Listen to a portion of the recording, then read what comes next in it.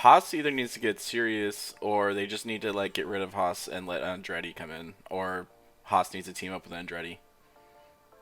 Like we discussed this, been like over season. Like Haas is just they're taking up 2 spots that could be used for people who actually give a shit. Yeah, unfortunately, Gene Haas gives off the vibe of the CEO, COO, CFO type mentality. He does it all. He can do it all. I know everything. You know nothing. But really, he's doing is like using F1 to bolster his own brand.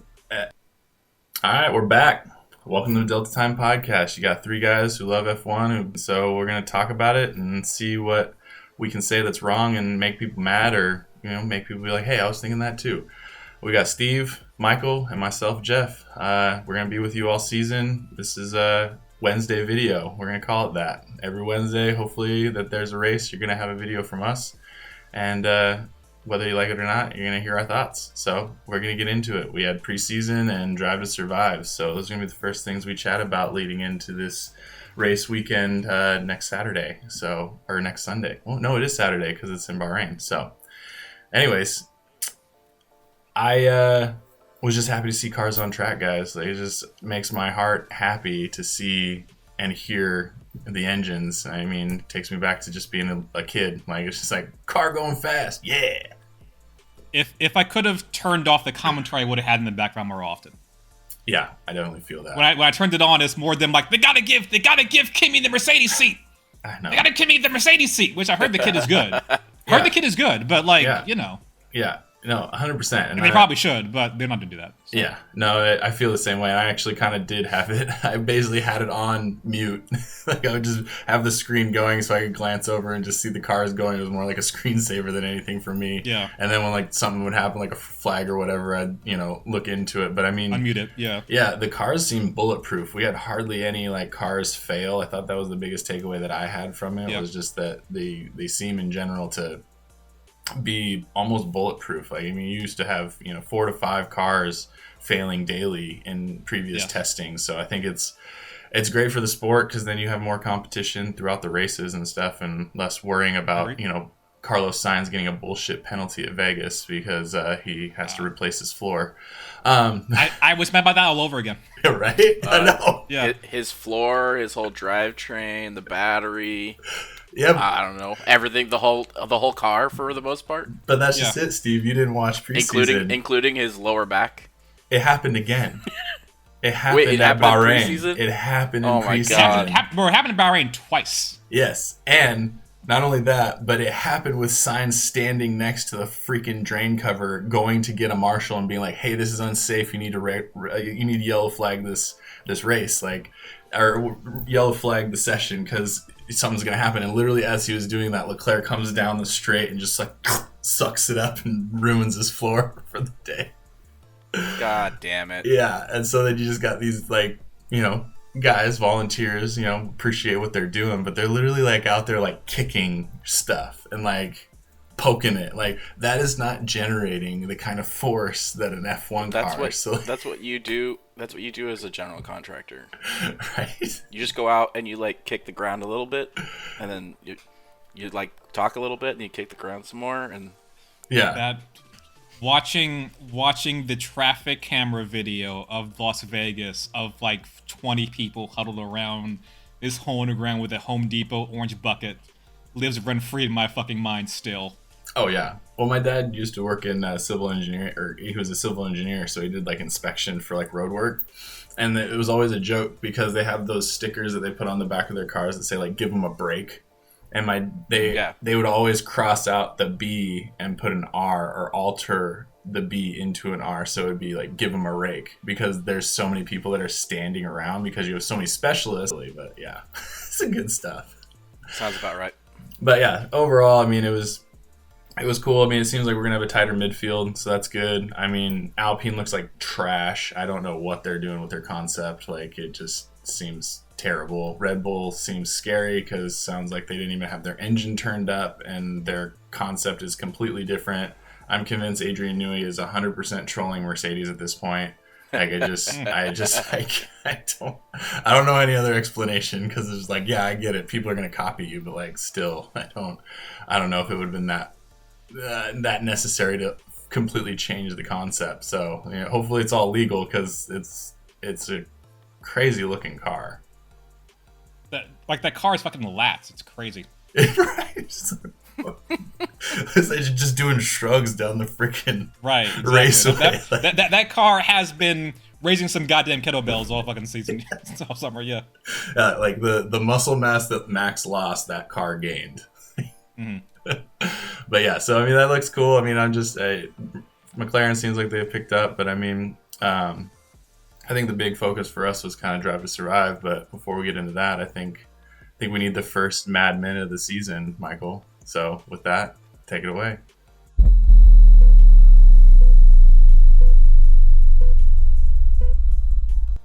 Hey, what's up? Drive to Survive came back. I was in this thing this time.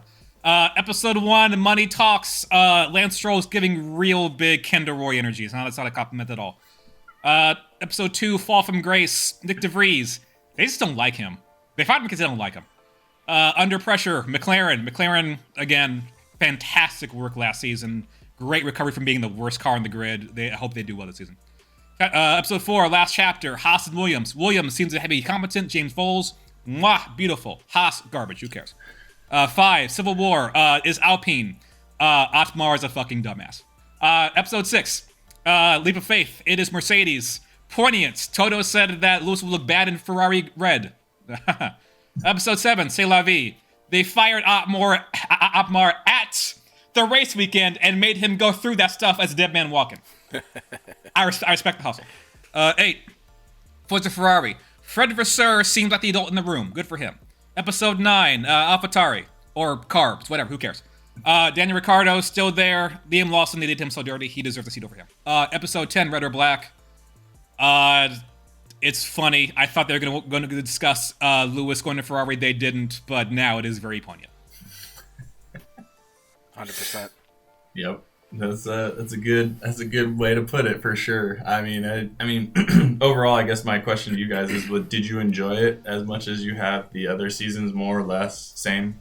I enjoyed watching Alpine self-destruct. Everything else I thought was kind of dull, but then again, it was a rather dull season in terms of like I said last season. The only reason anyone gave a fuck to discuss what was happening with Checo is because there was nothing else going on. Yeah. So they didn't really have much to go on this season. So I fully get it. That's not their fault. They go and work with what they have. So like the Alpine stuff I thought was the most fascinating because yeah, like Claire Williams said, how often does a team principal get not only fired mid-season, but get fired before a race weekend and then is made to do the race weekend while they're being fired? Yeah. No, it's just incompetence up and down. Yeah, I feel like they skipped a lot of important things that happened during some of the races, or they just glossed over them. And it's like the Alonso and Checo finishing like neck to neck, like that kind of stuff was just like there was a lot of stuff that happened in races that was actually pretty cool, but they just didn't even address it. I mean, Drive to Survive is not a. But if you're it's gonna an say F1 that you're documentary, but the races are secondary to the personalities, and that's the reality of how they make these. Yeah, but at the same time, if you're gonna be half of the show, I could see should be like the drivers and the teams and stuff. Then the other half should be like the race. And, I agree. Right now, it's more like detailed in the race. It's like 35% race, 65% everything else. Yeah, but I don't mind. But I don't mind that too. Like I don't take it that seriously. So I don't mind that too, to be honest. Right.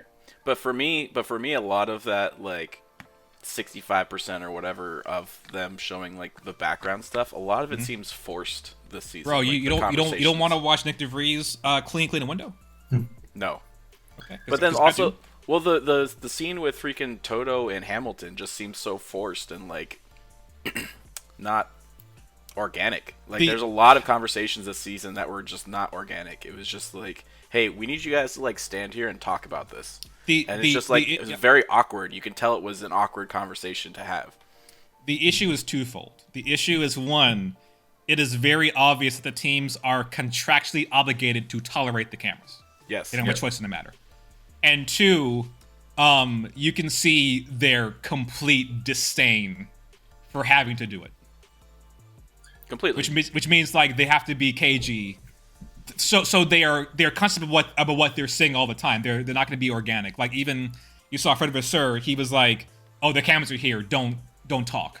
Yeah. Which I get, but like, can we make it a little fun? Can it be a little more fun? But did you guys ever see like the Hungry Man series? Like we used to have these Hungry Man videotapes of, it was like the NFL season, Yeah. and it was just like they would have like the players come on and talk and stuff like that too, but it was definitely more documentary style. It wasn't forced. They just showed more of the game and what that player was doing and stuff like that. And like I feel like I would enjoy that more, because this format I don't enjoy it. So I think the biggest issue with that is because with the NFL, they truly do have to give them unbridled access. They have access to everything. Like, as much as Drive to Survive makes it seem like they have access to everything, all of their talking heads, like the Toto and Lewis thing, like that's set up by Toto. Like the team principals are what organize it with Drive to Survive. So if they're doing it, like it's because like they plan to do that. That's why the Liam Lawson thing looks so dirty, because Red Bull was telling Netflix to come out to these specific events that Daniel was at, because they knew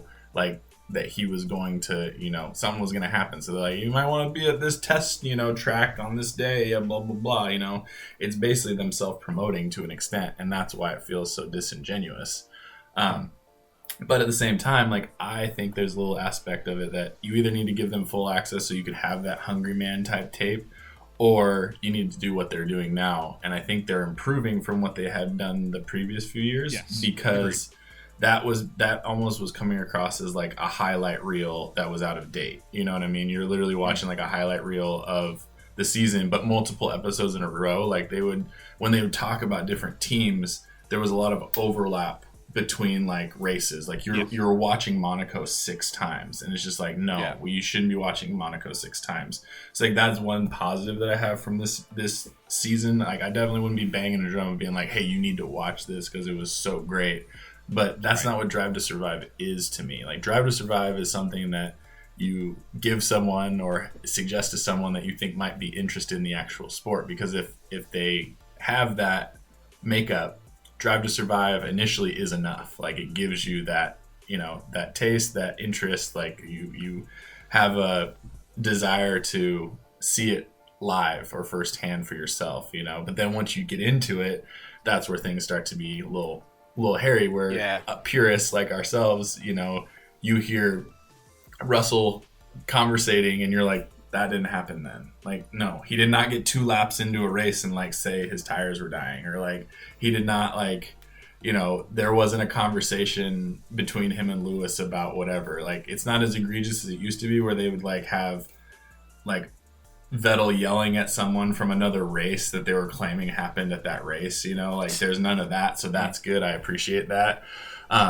But yeah, I definitely agree. Like, it just seems too forced. You either have to have an NFL situation where you just have cameras there and like tough shit, like they pick up your audio and like that's just what it is. And then you could truly have those snips of, true candid. Antonio Cromartie naming all 14 of his children. Yeah. Was that?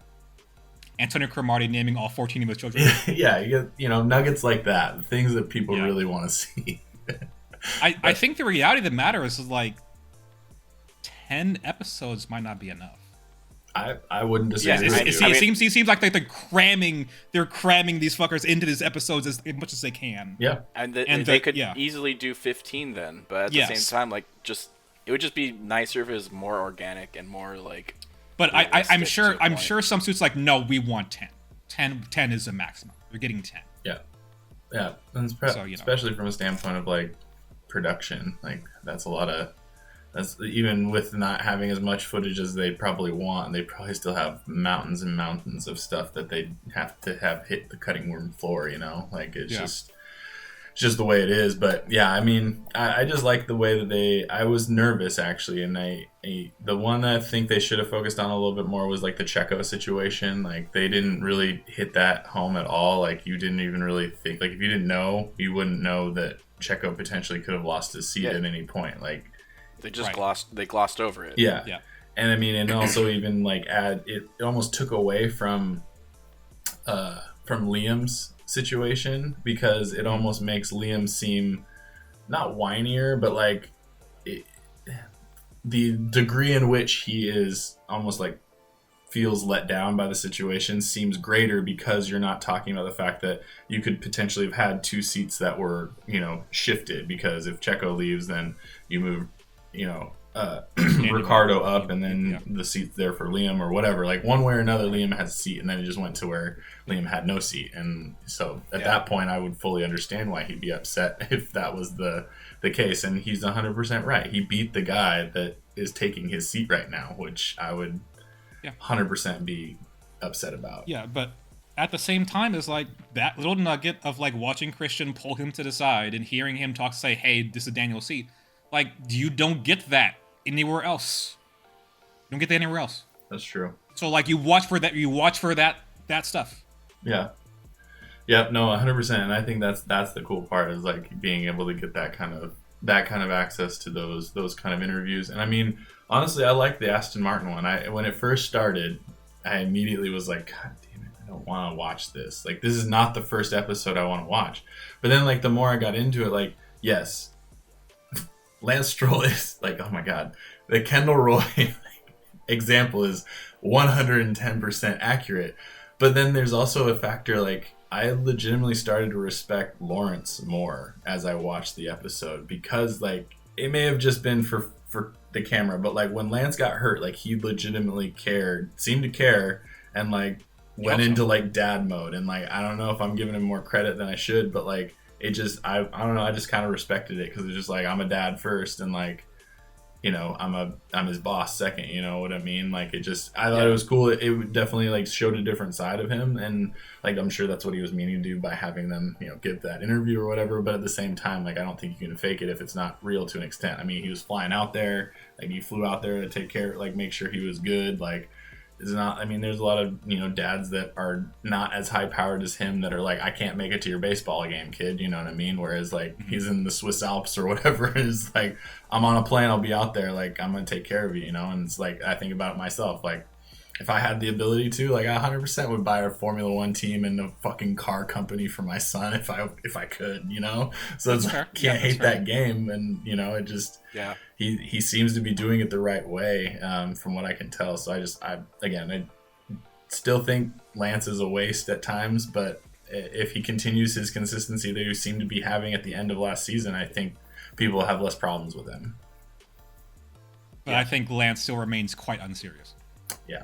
And that's the downside. And like they even said it like in the unintentionally, like they're just like, yeah, Lance doesn't come to these things. Like Alonso shows his commitment as a senior driver by taking on a more junior driver's roles, for Aston Martin, So I thought that was interesting.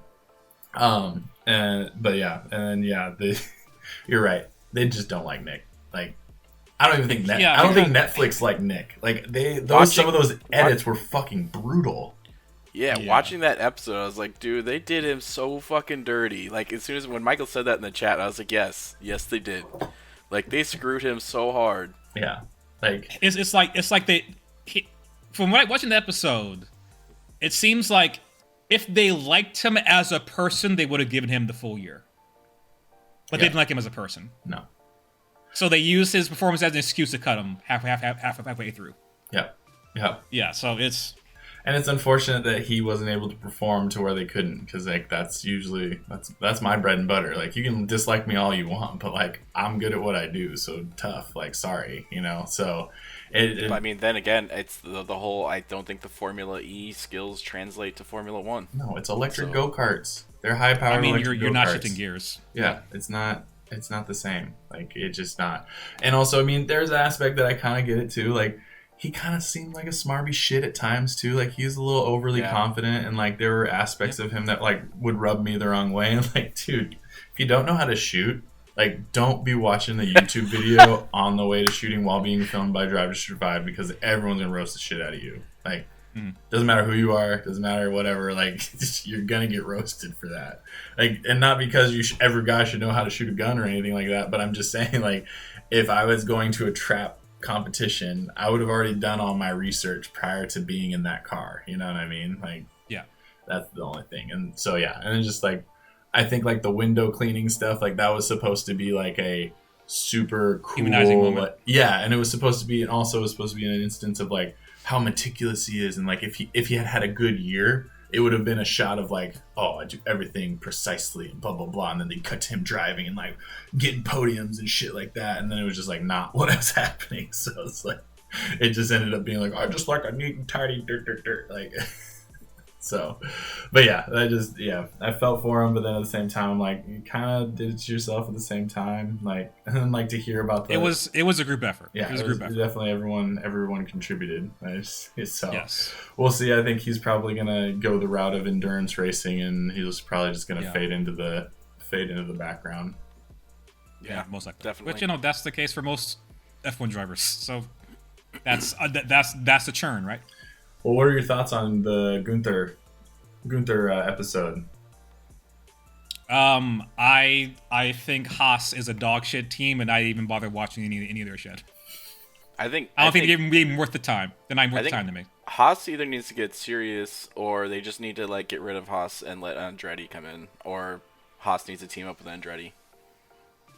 Like we discussed this, but like over season, like Haas is just they're taking up 2 spots that could be used for people who actually give a shit. Yeah, unfortunately, Gene Haas gives off the vibe of the CEO, COO, CFO type mentality. He does it all. He can do it all. I know everything. You know nothing. But really, he's doing is like using F1 to bolster his own brand. Haas brings nothing to F1 in any way, shape, or form. All it does is bring Haas to the mind of every blue collar worker in the United States. So like, oh yeah, I work on a Haas. Fuck yeah, brother. Like that's all it is. Like, but in terms of F1, Haas is a fucking laughing stock. Well, yeah, and I liked the episode because it honestly gave insight into the fact that this is Gunther being like, unless you have something more interesting or more, I'm out of here. Like that episode was Gunther saying "fuck you." Yeah, 100%. Like you're doing a it book started tour off. and stuff. It started off with him like saying like, yeah, you'll be surprised that I'm starting my book with a cuss word. Yeah. Blah blah. Yeah, exactly. 100%. And the answer is like, no, he wouldn't be surprised at all, Gunther. No, that's not true. Yeah. But but watching this, sorry, go on. I was gonna say because after I watched it, I wanted to do a little bit more research, and I actually found out that there was speculation that Gunther had found a basically $20 million sponsor for Haas, and basically told Gene that for him to like push it through, he wanted to become a partner, like basically the Toto Wolff type situation where he's like truly, and Gene just said no, and so that at that point he was just like, fuck you, no, I'm out. Like, so I don't know.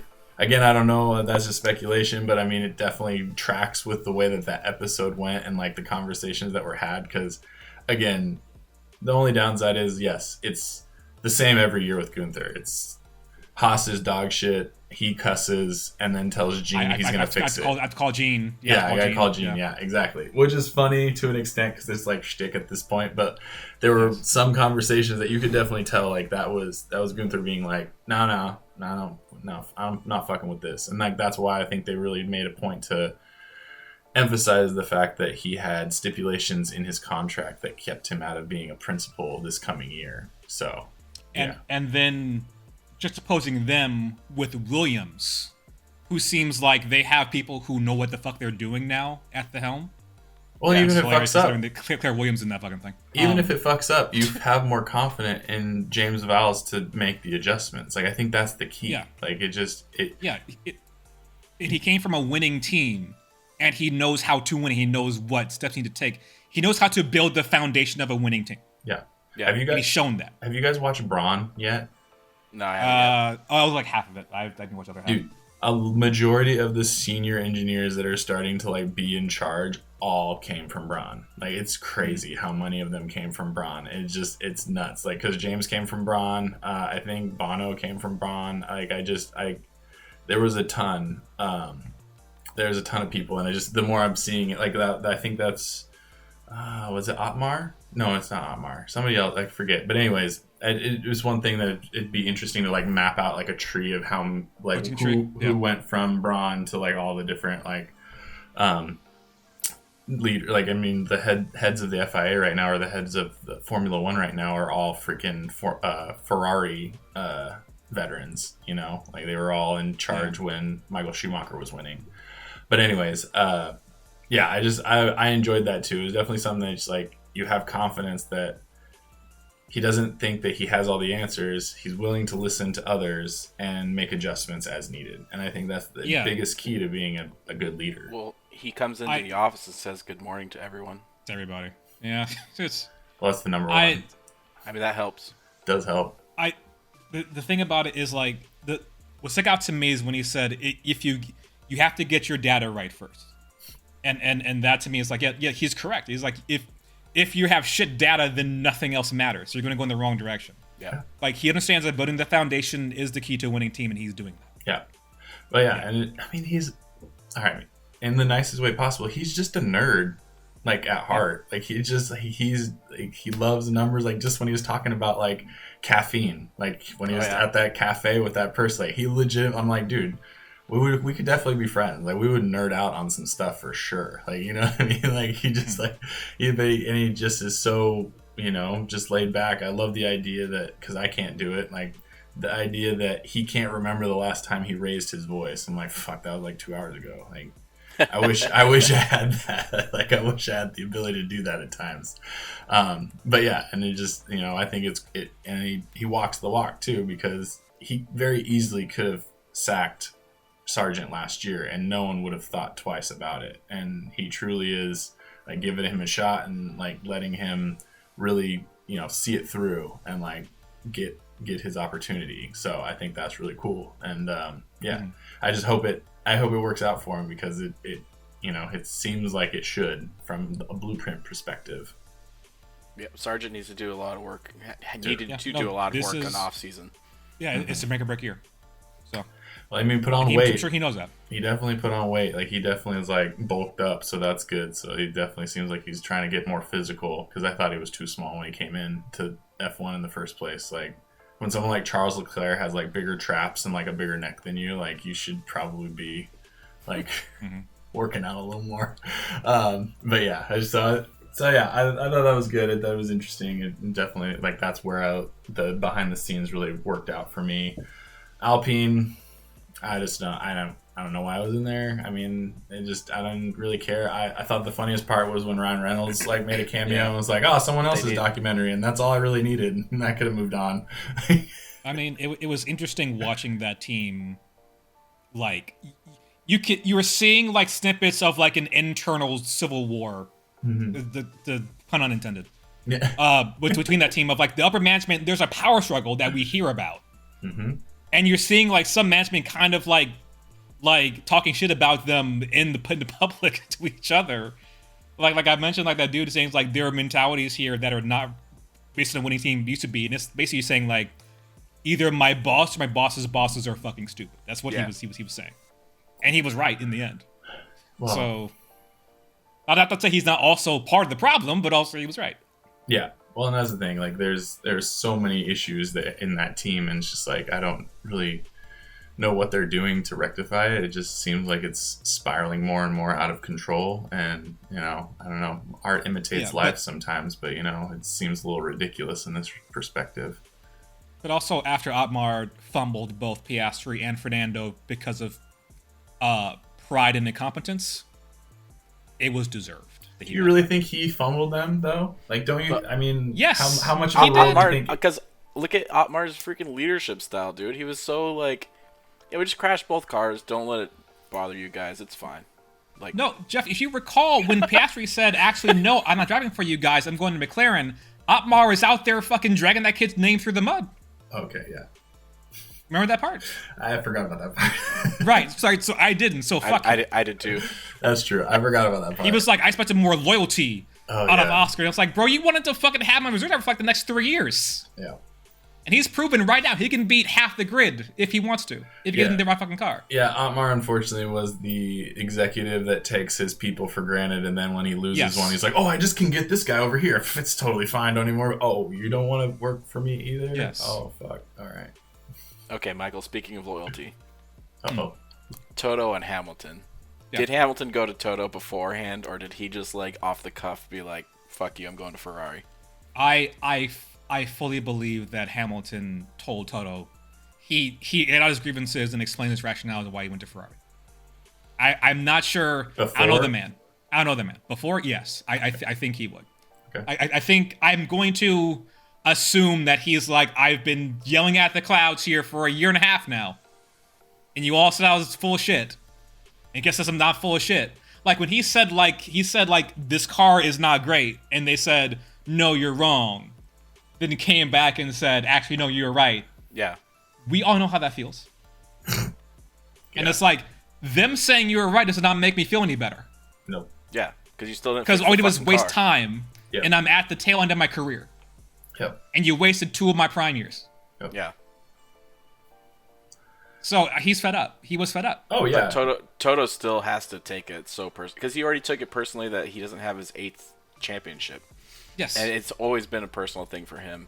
So now that Hamilton's leaving, it's got to be like a huge blow for Toto. You can't rectify it. Yeah. No, unless they figured out how to make this car as Red Bull in the next, 3 weeks. It's not going to matter. Yeah. Well, and rectify is even generous in and of itself because it's like when a team loses like in the Super Bowl and then they play in the regular season, it's like rematch. It's like, no, it's not. It's not even close to a rematch. Like that was the Super Bowl. This is a regular season game. No one gives a fuck about this. And also half the team turned over. This is the Sisyphus thing all over again. This is not the same team that faced each other before. Yeah, exactly. I mean, yeah. So I feel the same way. I did like seeing Toto and his kid. That was cool. Like going on the go-kart track. I thought that was kind of fun. I love the part where he's like, he knows the camera's on them, so he's like, put your hand on my shoulder, Tender. Leg die Hand meine Schulter. Like you have pity with me.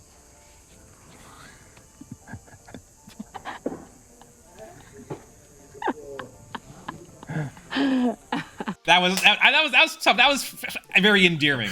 Yeah, and he's like, let's make it look good for the cameras, and they started giggling because it was so stupid. That was some German humor. He seems like he would be a cool person to hang out with, actually. Yeah, I would like to have Pumpernickel with him. Yeah. With Lewis, like they were doing the whole the Mercedes PR car shoot, and Lewis was like, come the fuck on. That relatable.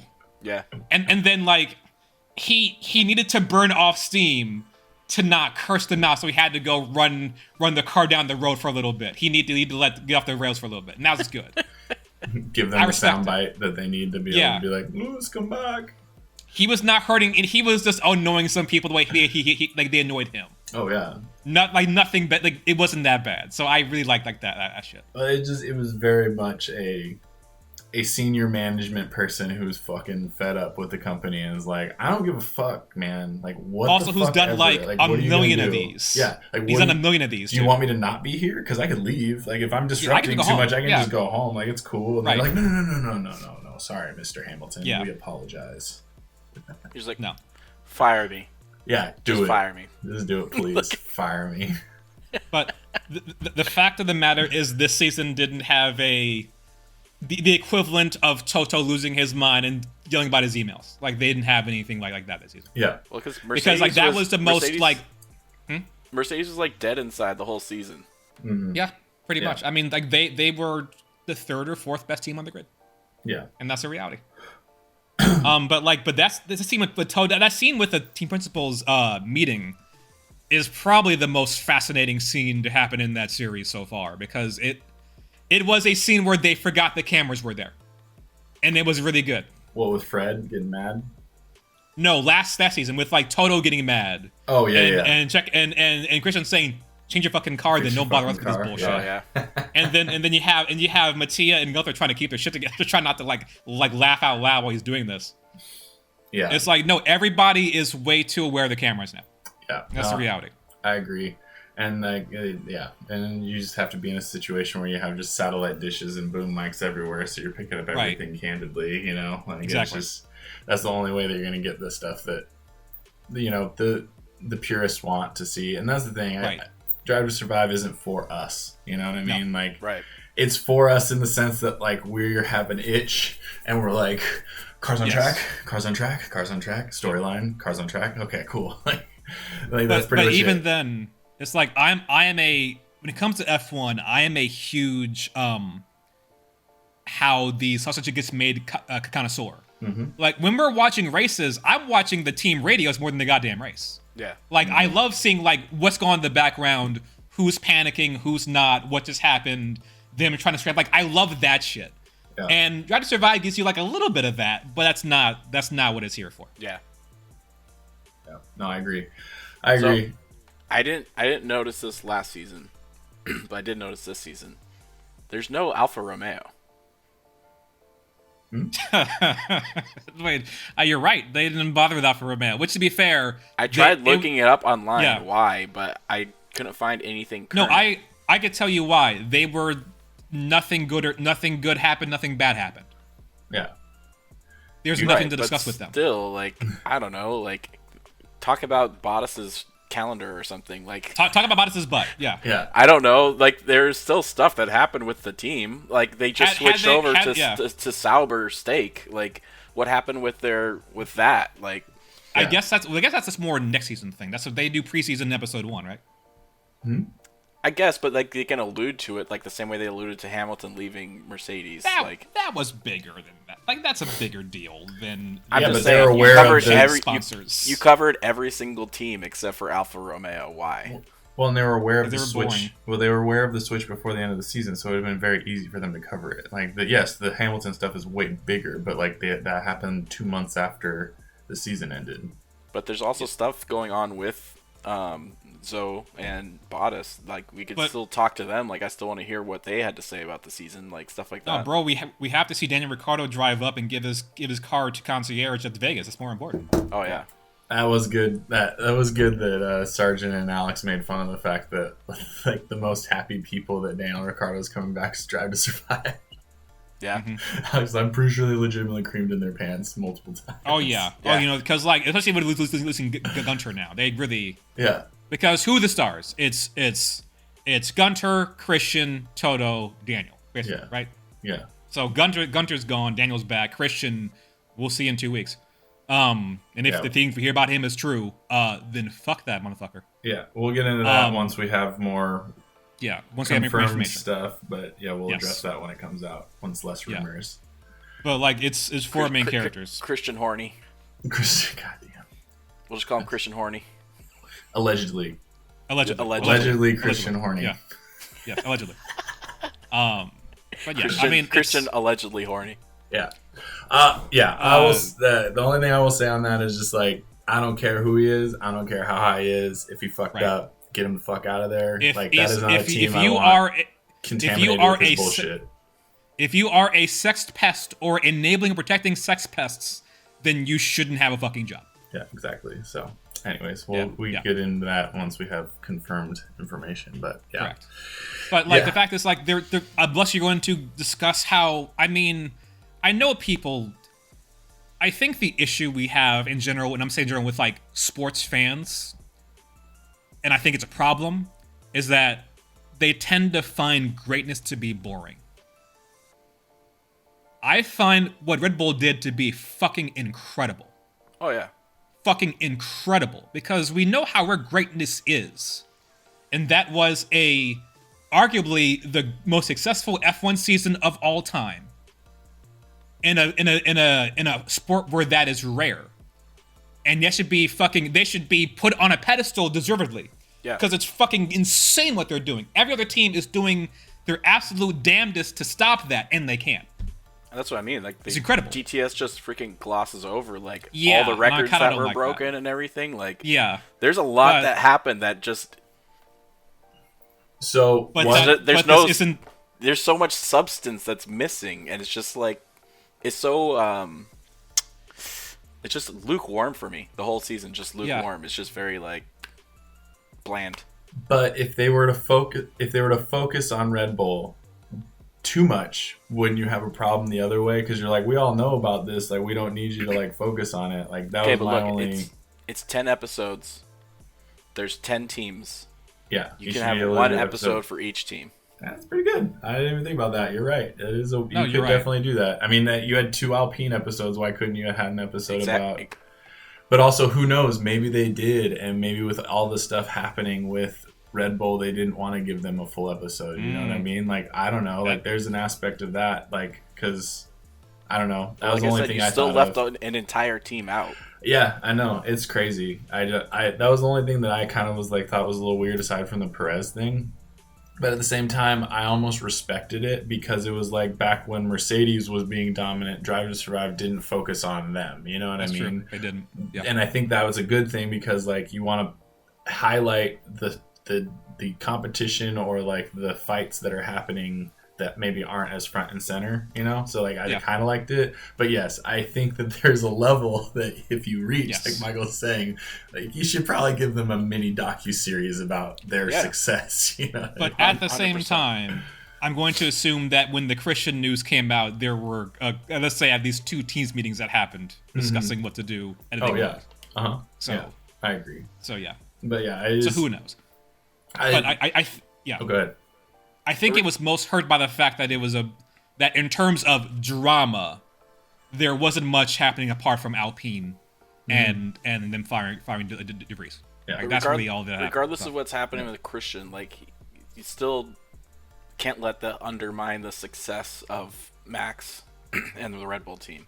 Yeah, well, you're almost taking away from the idea that it's the team, it's the engineering that is the focus. Right. You're almost making it out to be that it's the driver and the principal that are the key to the success, and that's not the case. Yeah. No. Like, or we just accept that this series is for messy bitches and is not for us.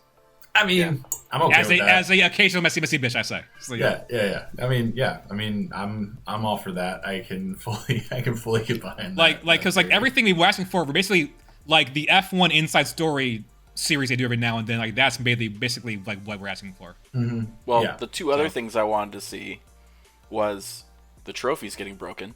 Oh yeah, and I wanted to see. You're right. And I wanted to see Max bitching about being talked to in the braking. Oh my god, yeah, you're right. Jesus.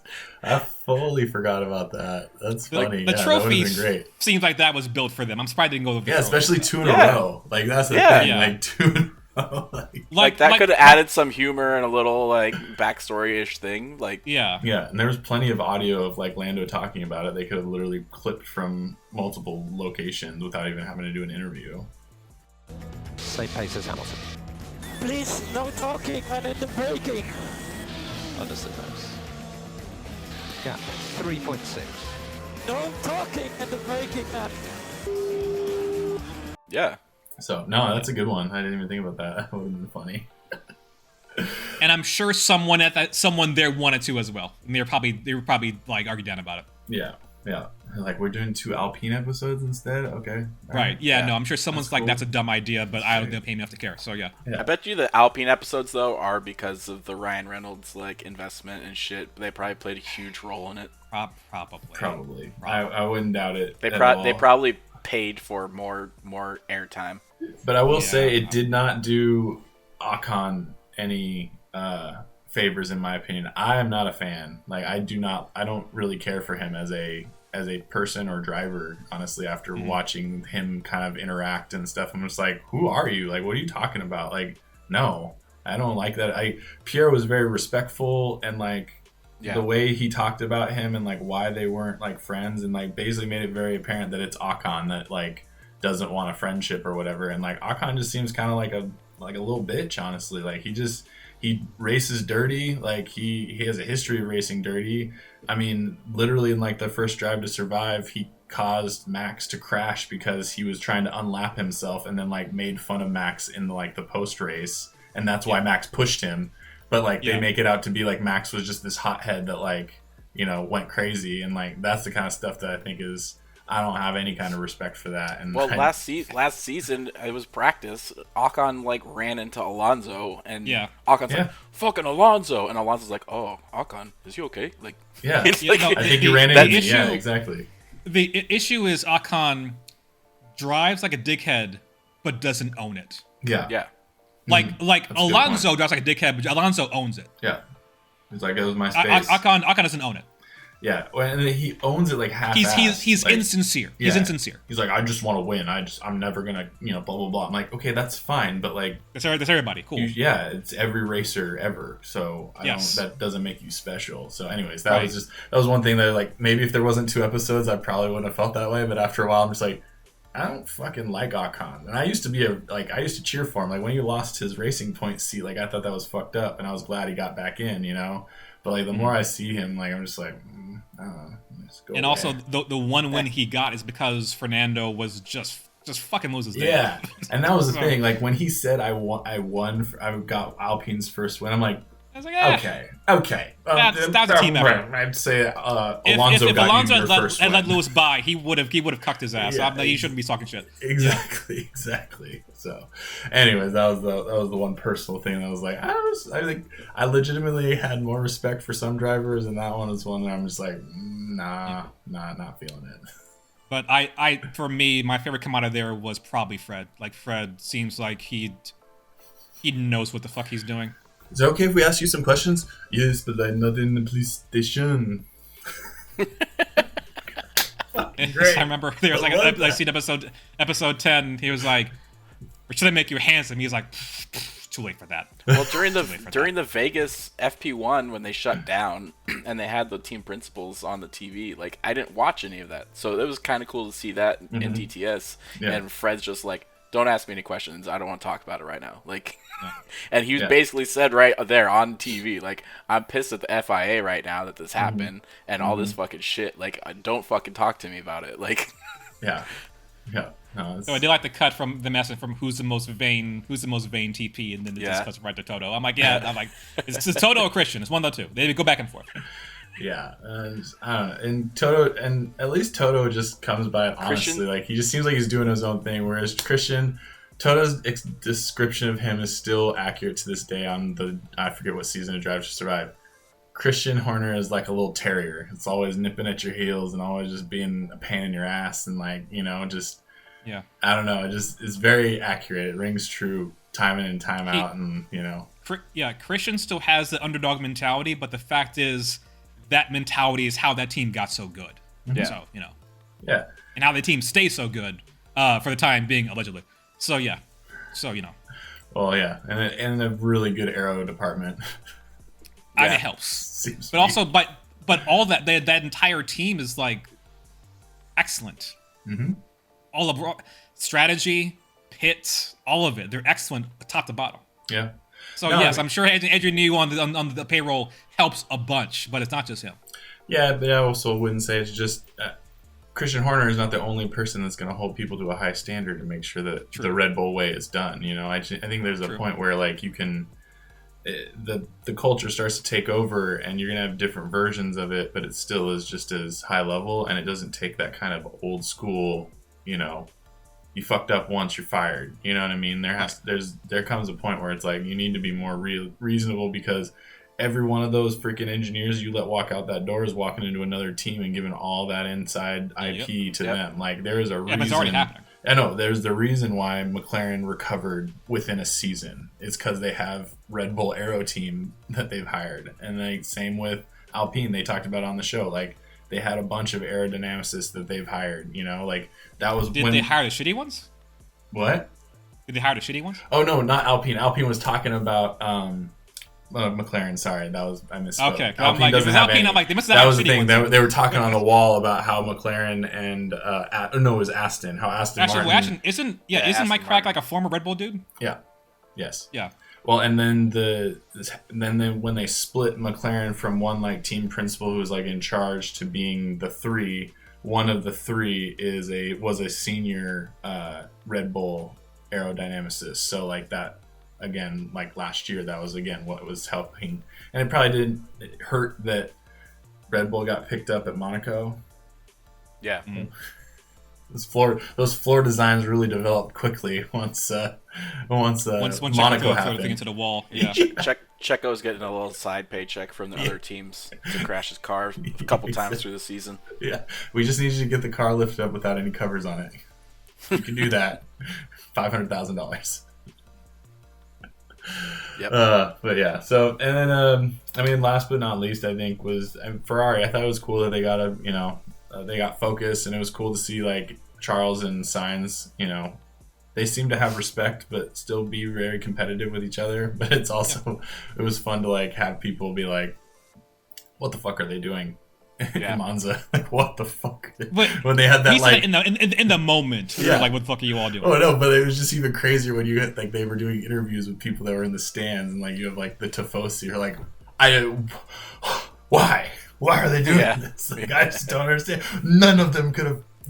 Neither of them would have finished like if they had gone too hard. Like oh my god. Yeah, it's quite obvious that each driver feels they're better than the other. Yeah, and here's the thing: each one has an argument to that too. Because I'd argue that Carlos drove better than Charles did last year. Yeah. Oh, for sure. Yeah, for sure. Agree. I would agree for sure. And like Sainz was on his ass majority of the races. Yeah. I think ultimately he's going to be better off though going to Audi. So agreed. Like I think that'll be better, or Andretti, whichever it becomes. Audi or Andretti, whichever A makes it through to the 2026 season. But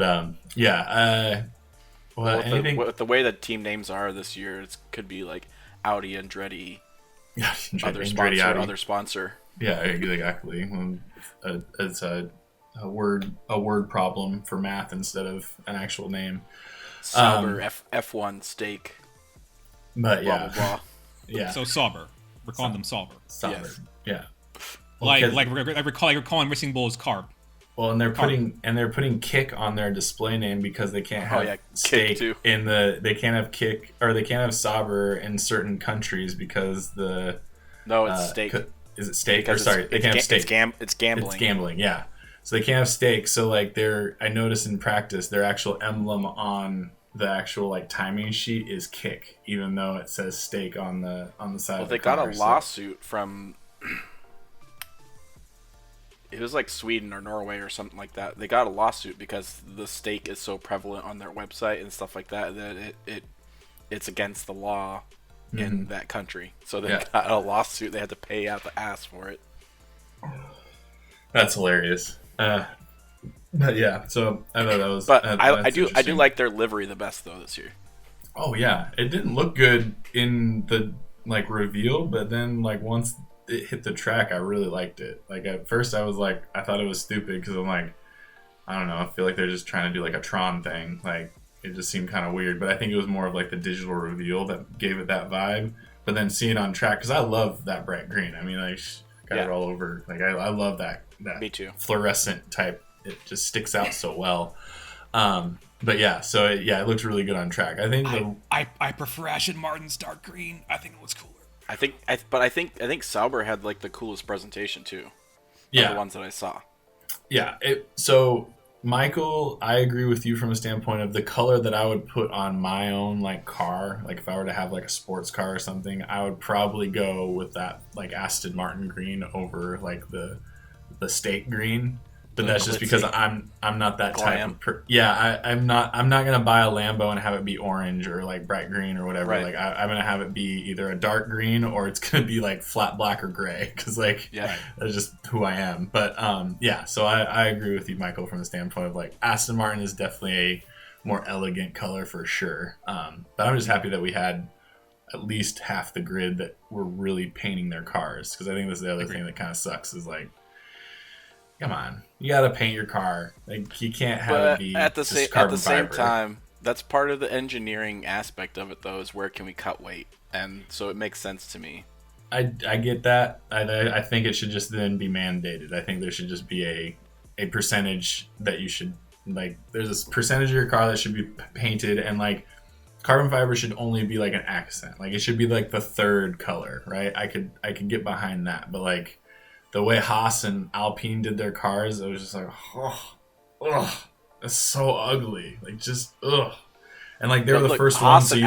Haas and Alpine have to cut weight as much as possible because they're so low budge. Like, what else are they going to do? I guess, but I just feel like with the cost cap now, like, it's becoming less of an excuse. Like, they all have to use their money essentially the same way, I guess. Yeah, like, but So if you had a cost cap, would you put it into paint or would you put it into research and development?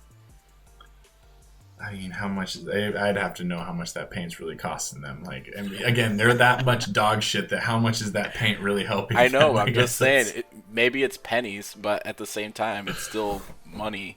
Yeah, yeah. I just like having the colors. Like, I just really like the days of having like bright yellow, and all that kind of stuff. And I think that's probably why I like the steak color too, because like that's really what you know immediately what it is when it comes around the corner. Yeah.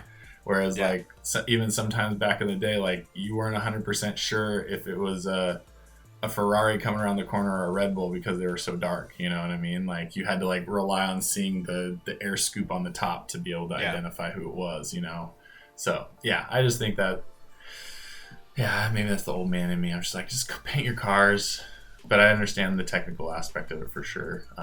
But yeah, overall, I was just happy to see testing and happy to have DTS to, wet my whistle before the first race. And also watching that shit in 4K HDR is fucking cool.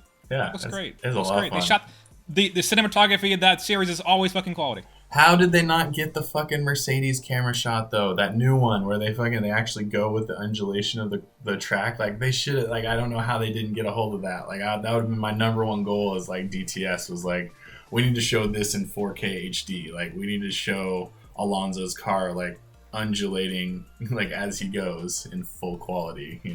Agreed. Well, they need to fucking shoot those races in 4K at some point, which they still don't. So. Yeah, I wish they would. And also, I'm really glad there wasn't more Danica than there was. That was really bothering I'm not me. sure what you. I'm just I'm like, not sure what are you talking about? When you were a driver, you were never an F1 driver. Please stop that. Like, you did a road track maybe twice. Yeah, yes. You don't get to say I was a driver in the F1 space, or like when you're talking head for F1 when it literally is only like stock car and Indy car. Like, go away. Stop it. At least Carl Williams was like in a paddock. Yeah. In the shits. Yeah. In the shits terribly, in the shits incompetently, but in the shits. Yeah, and it was also very obvious she had nothing better to do. Yeah. But at least we had insight as to how a terrible F1 team is run. And how a shitty principal feels when they get fired. Mm-hmm. Like, honestly, as soon as freaking Danica popped up, I was like, oh, this is tight. I remember when Williams didn't even have a car for testing because it wasn't ready because they were so terrible. Yeah. And she was a leader at that point. Yep. Yeah. That must have been very embarrassing. Yeah, well, it had to be really embarrassing to have Mercedes come in and save your team from falling into obscurity, and it still kind of did. You got to have James to bring it back. I'm happy Williams is good now, though. Oh yeah, and they're a quality midfield team. Yeah, and they've got good drivers to like actually make an effort. Yeah, driver. Okay. Good, yeah, driver. I was trying to be nice. I know. But do you think he sticks with Williams? I know we're getting into like actual season stuff, but like Albon, do you think Albon stays with Williams? Not if a top, like not if Mercedes comes calling. No. Yeah, no way. Yeah, this Albon is good enough to get wins. You give him the car, he'll get you wins. Yeah. This Hamilton move is gonna upset a lot of the grid for next year. It's gonna be so cool. It's gonna be so cool. Yeah, I'm excited for there has to be a lot of movement just because of the one person's moving. Yep. I'm here for the chaos. Oh yeah, absolutely. The season hasn't even started. I'm like, can't wait for silly season. Yeah, I can tell you about this. I remember it was okay. So I was, I'm on Reddit a lot because and I was reading the F1 Reddit, and it was like, we're hearing rumors that Lewis Hamilton's going to Ferrari, and I was like, yeah, okay, you dumb fuckers, you keep talking that crazy shit. And then I got to the office the next morning, right? And I saw a tweet that said, Mercedes HQ is having an emergency all-hands meeting. And I'm like, oh, fuck. Oh, shit. And I told Steve, and he's like, oh, shit. And I'm like, yeah, oh, shit. Well, I think as soon as you walked in, I was like, Michael, what are your thoughts? And you're like, it's not happening yet. It's not for sure. And then, like 2 hours later, you're like, "All right, Mercedes put out a notice. It's for sure." Like, yeah, I was like, when Ferrari puts an announcement out that Lewis is coming, I'll believe it. But then all the smoke kept coming up, and it was like, "Oh fuck, is this happening? Wow, this is actually happening. Oh holy hell!" I didn't think he'd leave. I thought he'd retire Mercedes, honestly. So did I. I didn't think Same. he'd leave. Yeah. I I mean, think Fred. I think we've all said that in past episodes. We have. Yeah. I've listened to it. Yeah, it definitely happened a lot. We're like, yeah, there's no way he stays. Fuck And I him up. literally like put in a because I edited it so later, like so much later. Mike was like, I don't see him staying. Like, I mean, he if they don't have a team, like if they have a car, he will for sure stay for at least another year or another 2 years. He'll leave, after his contract. And I like put in the text. I was like, well, Yeah. Nice. Yeah, but well, I had no clue he had a 1-1, a 1 and then a player option. He had a player option. yeah, no, I know. So- That's wild. I mean, Fred has to be very persuasive. I mean, he seems to be a desirable principal to race for. Yeah, it seems he does like not a seem lot of like- people have a lot of respect for him. He does Yeah. not seem like he's a fool. No. And I don't think we've ever had a driver more successful change teams in his prime. Like Schumacher was washed when he went to Mercedes. Yeah. Like, but Lewis Hamilton is still very much in the prime of his career. He can win a title if you give him the right car. Mm-hmm. So this is like the biggest driver change. Well, I don't know what happened with like Prost and Senna. I don't really know that stuff history that well. Maybe that one might have been as big as this, but no, because they didn't have any championships as he does. No. I mean, So, yeah, it's this is always the going to be big- bigger because of his current situation. And yeah, that's Yeah. the thing.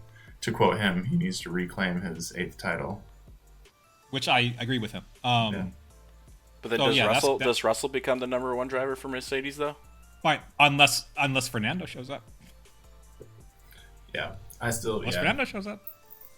Because Fernando's better than him. Or So- Kimi. As soon as Kimi shows up and actually like starts racing, I think he'll be in trouble. I don't know. If, I don't if see a Kimi's whole that lot. dude. We'll see if Yeah. Kimi is that dude. We'll see. He seemed like he's that dude. Yeah. And Toto's hoping he is because he missed out on Max. Yeah. No, Red Bull did a damn smart job giving Max that seed when they did. So Yeah. So, but yeah. So it'll be a good time. I'm excited to get it going. We got 1 week and then we start up, and actually we start earlier than normal because we actually start FP on Thursday because it's in Bahrain.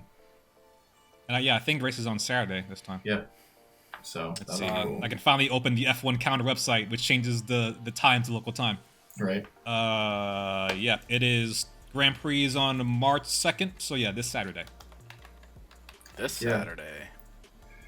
And Steve will be able to be done before he's got to go on his pilgrimage. So what do you think's gonna happen? I don't know. What do you think? What are predictions? Red Bull's gonna win. Well, okay, aside I from like that, a lot. I am going to say McLaren is going to be the second best team in the season. okay. So who we predict wins the race? Also, I think we should join fantasy. We should do a F1 fantasy this year. You guys up for it? I'd be up to trying it. I would try it. I would Okay. try it. All right, I'll find which Yeah. platform to use, and I'll send you guys links. I will give it a year and see how I feel. Okay. All right. Cool. Yeah. Sounds good. Um, I'll look at it at least. I think Mercedes falls to the 4th team. Really? I think it's going to be. Actually, no. Now I'm clear. Like if you're talking top 5, I don't care about the bottom 5. Sorry. Right. Red Bull, Ferrari, McLaren, actually Aston, Mercedes. Oof. I think Mercedes falls close to the midfield. I actually kind of agree with that list. All right. I'd be probably could be surprised because I heard Lewis says the car is not where they want to be, and he's been saying that for 2 straight years now. Yeah, it's kind of hard to argue. I like to There's the irrational. Oh, go ahead. To be fair, it's never going to be where they want it to be as long as it's not beating Red Bull. Correct. Yeah. Well, and that's that's the number one thing. And also if we've seen that like Jeffrey discussed, like Mercedes is no blame cultures because of when we're not winning. We're not winning. The blame gets thrown around a lot more. And I feel like with that brain drain, with talent being poached, now with Lewis out the door, how many others is like with Lewis leaving? I should get the fuck out of here too. Oh yeah, that's what I yeah. mean. The one person leaving is going to cause a massive Yeah. upset Exodus. next season. Yeah. Yeah, if the most viable employee in the company is leaving the company, everybody else is like, maybe I should get the fuck out of here too.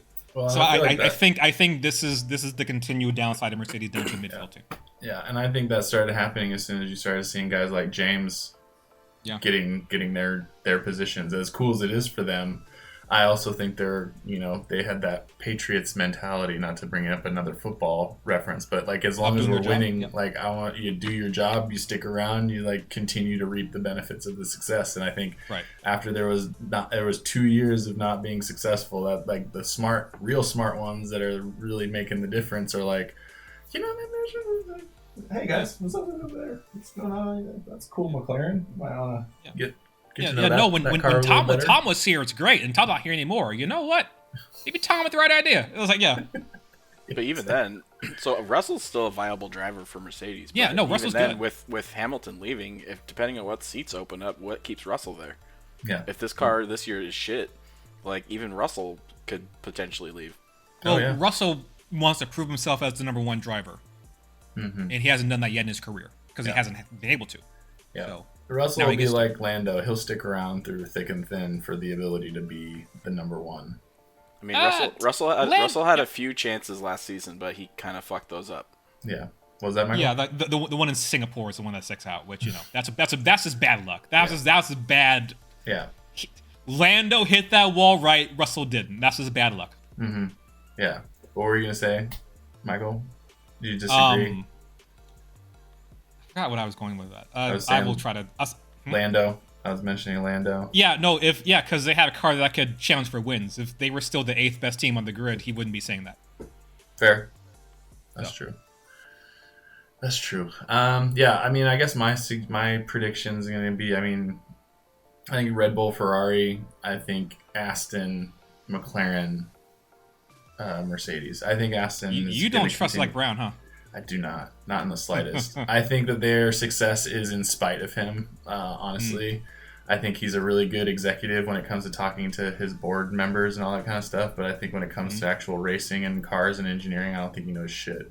Which is, whatever. Like, if you can make it work, you can make it work. But at the same time, like, I feel like there's going to be a point where his ego is going to get in the way. And I think that has been the problem in the past, and I think that the benefit has been having that three-headed monster that they have now, to where they almost have an ability to be impartial when it comes to making decisions. And at times I just feel like he has the personality of kind of like a football manager that wants more credit for the wins. So like if they become too successful, he could become more of a pain because he wants more credit when it's not because of him. Because it's not. It's because of the aero department. Like, he can argue that he hired those people, but like, if you're hiring the best person from another team's department, I don't think that's a whole lot of like risk you're taking, from a standpoint of investment. Pretty logical thing to do. Right, exactly. So you're saying it's Jerry Krause syndrome? Yes, 100%. Gotcha. Yeah. So I'd like to say that it's different because he seems to genuinely care about Lando, but I think that's even limited. I think he likes to think that he found the next Max Verstappen, and like he wants to make sure that happens, so he gets the credit for being a genius. So on that same token, the thing I'm looking at the most next season is how much better Piastri gets, and if he gives Lando fits, because Lando has not been challenged really in his career. Even when he was a rookie, like Daniel Ricciardo wasn't as good as him even then. No. Yeah. But he has a driver here who is younger than him and could be better than him this year. Yeah.